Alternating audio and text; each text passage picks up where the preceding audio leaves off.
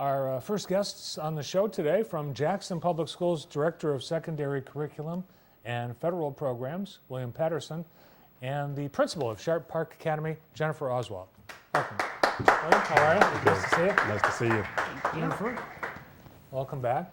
This is like kind of the home stretch now that we've had spring break. You're just looking toward the end of the school year, which is it's creeping up fast. Yes, I always say after spring break it goes by so fast, so lots to get done, but try to finish strong. Great. Everybody have a nice spring break? Absolutely. Come back did as refreshed, well. re-energized. Yes. Well, we're seeing a lot of changes in the standardized testing in the state, and we've got a new program, or maybe it's the same program but a new name. Yes, it's a new test. This is the MyStep. It replaces the MEEP. Remember, we took the MEEP in the fall when we came back to school, generally in October. So now they went to spring testing, and currently today's the first day of that MyStep testing. So, Wow. How long does it go on? Like a particular building, a particular classroom? Is it a multi-day? yes, that? multi-days. So it'll go run from today to the end of June, or till June. And No so, kidding. yes, and including the makeup days and stuff. There's built-in days, but we'll test grades 3 through 8 and grade 11, and we'll test in ELA, which includes the English and the writing portion, mathematics, science, and social studies. So today, 5th grade, 8th grade, and 11th grade took the ELA portion of it. So. Do the students get stressed out about this? Do they work themselves up into a frazzle? I think everybody's kind of used to the test. This new test will be interesting. Today's day 1, so it'll be interesting to get some feedback. I was at Jackson High this morning, and the kids were pretty relaxed first thing in the morning, and so I'm excited, and hopefully everybody does well. I don't know what it was like when you were a kid, but when I was taking these standardized tests, we didn't know ahead of time. It was like you show up, and it was maybe one day, I can't remember it stretching out, but we filled in the circles, and we never thought about it again. That's a great point. I don't remember too many taking it. Maybe it's my age, but it was just like another homework assignment or something. It seemed like a class assignment. Do you have to prepare then for the students getting themselves ready, but then you have to get ready, and as educators, do you have to prepare them, select special curriculum that's going to be on that test? Oh, absolutely. Okay. Yeah, we'll prepare from the beginning of the year all the way up until kind of the test. So getting students prepared and what to expect, and make sure we're covering the appropriate topics. And How about at the elementary level? The same thing. We adhere to the Michigan standards that we are supposed to. So as long as our curriculum is flowing the way it should, and it does, the students are ready for these tests because they have had the material. It's been covered through the standards that are presented to them day after day in the curriculum. So they should be ready. We tell them, just relax, take it easy, you know this, which I know is easier said than being the little body in those desks having to take the test. But we try to just have them be as calm as possible. Do they ever find out how they do individually? They do. Oh. Those results come back to us, and there's a parent report, a teacher report. As administrators, we receive school reports and individual classroom reports. So those things do end up going home, and parents know how their students have done, and the students know how they did. All right, good luck to everyone on the MyStep testing starting this week. It's also the time of year where you're talking to people about coming to JPS or coming back to JPS for next year.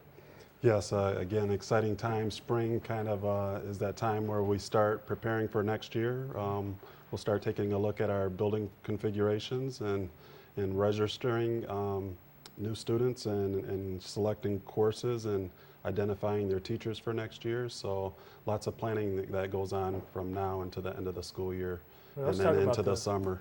Yeah, I'm sorry. We always talk about the kindergarten roundup period, but all the schools open up for tours and open houses. And Yes, absolutely. I know middle school at Parksides is coming up, I think April 23rd.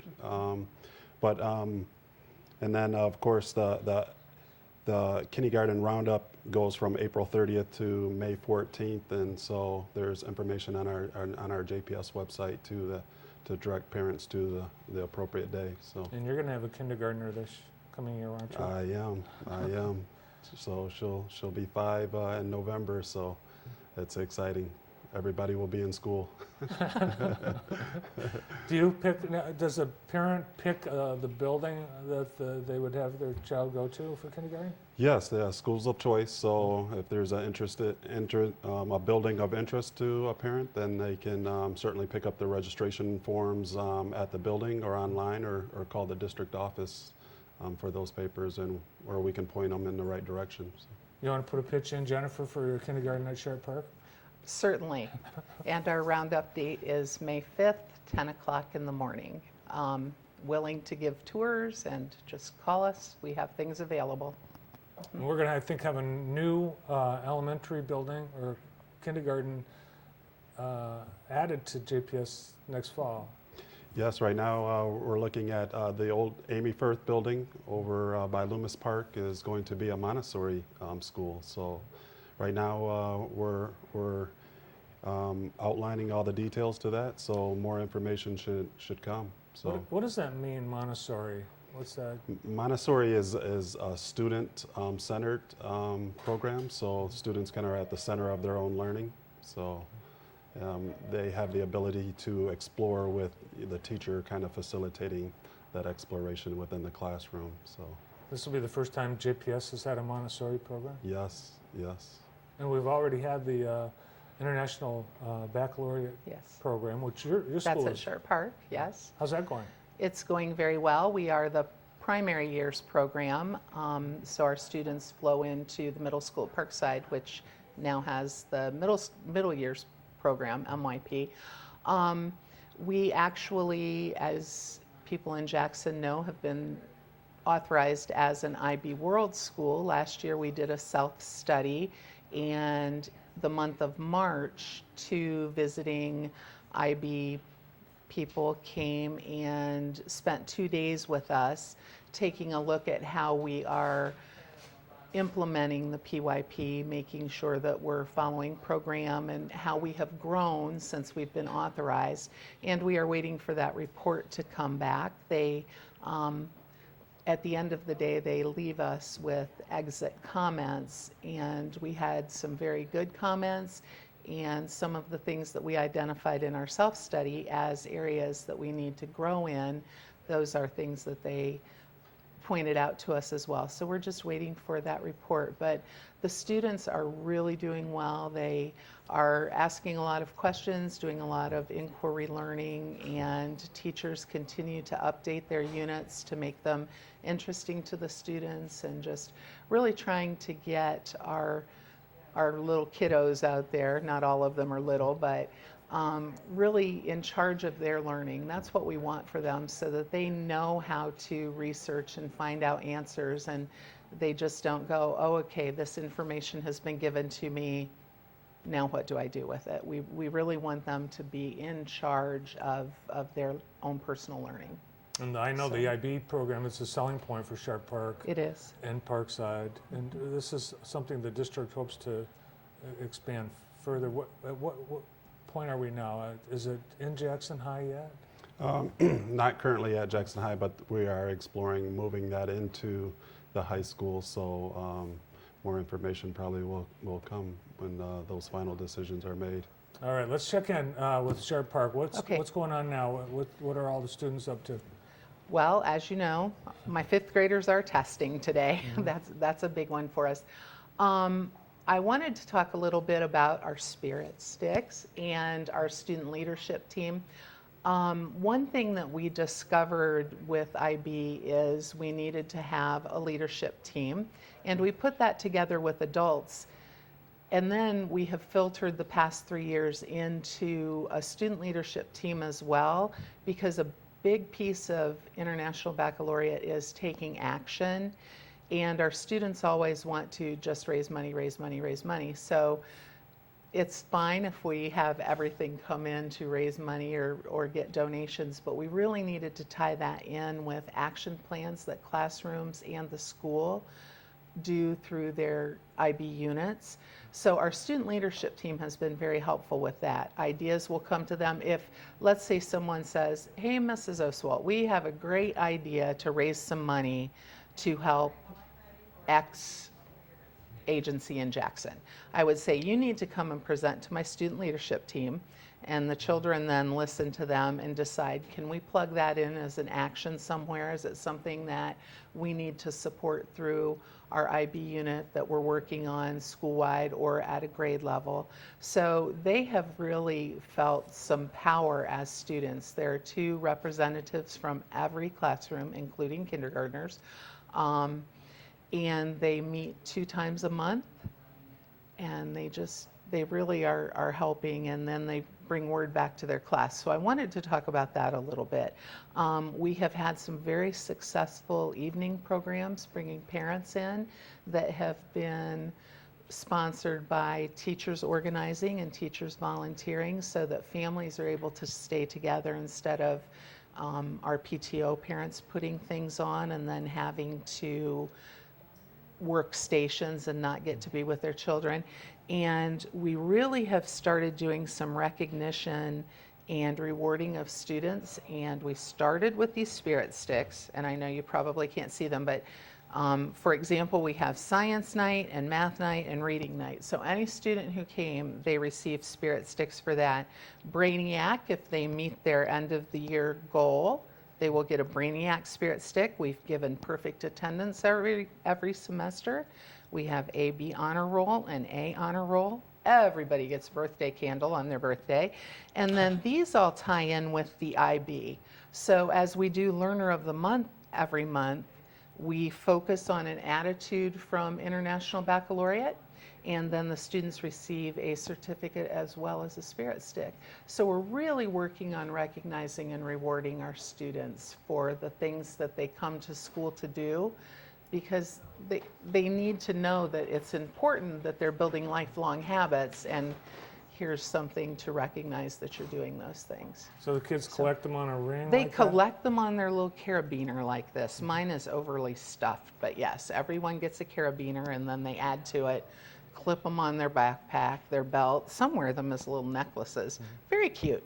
Just like So- their parents with their Rite Aid and Kroger and Panera cards. Exactly. Yes. So those are things we have been doing this school year with our students. You've got a 5th grade exhibition. Oh, we do. That ties right in with IB as well. In order for students to exit the PYP, we need to have them do an exit project, and it is called exhibition.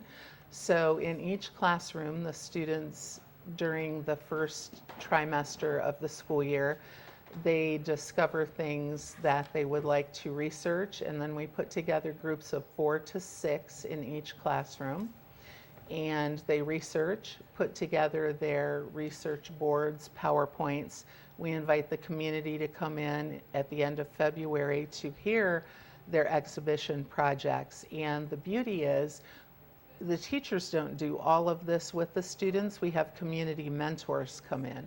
So it's another opportunity to have our community involved.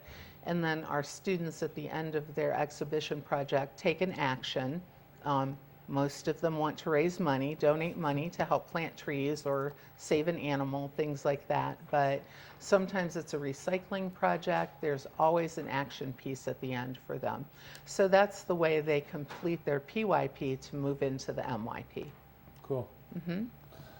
When Superintendent Beal arrived in Jackson, he created the Power of One, and it's an opportunity to recognize outstanding people within JPS, and I believe there are a number of people you wanted to highlight today. Yeah, actually, we just recognized these individuals last night at the board meeting. It was Rod Church from Dibble, Janine Hoffman from Sharp Park, Jordan Jarrett from Frost Elementary, Chris Fitzgerald from middle school at Parkside, Marty Kewen at Cascades, she's the principal over there at Cascades, Linda Moda, who's at TA Wilson, Lori Harrell, at Northeast, and Tim Edinger at Hunt Elementary. Rick Mead is at Jackson High School, and Camille Pace at McCulloch Elementary.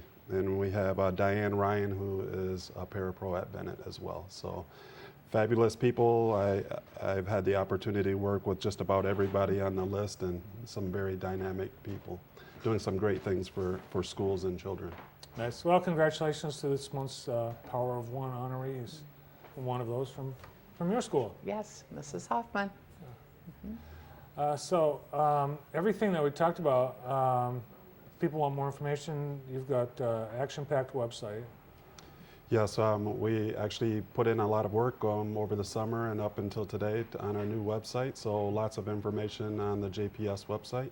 So anybody looking for any of the things that we discussed can find that information on the website. Great. Good luck with the rest of the school year. Thank you. Thank you. Have they started counting the days down yet? Not to my knowledge. They may be doing it in secret, Yeah, you're the last. You'll be the last to find that one. probably. Great. Our guest from Jackson Public Schools, the Director of Secondary Curriculum and Federal Programs, William Patterson, and Principal at Sharp Park Academy, Jennifer Oswald. The beautiful Bohm in downtown Albion will check in with Nancy Doyle and Mary Slater after these words. Stay tuned.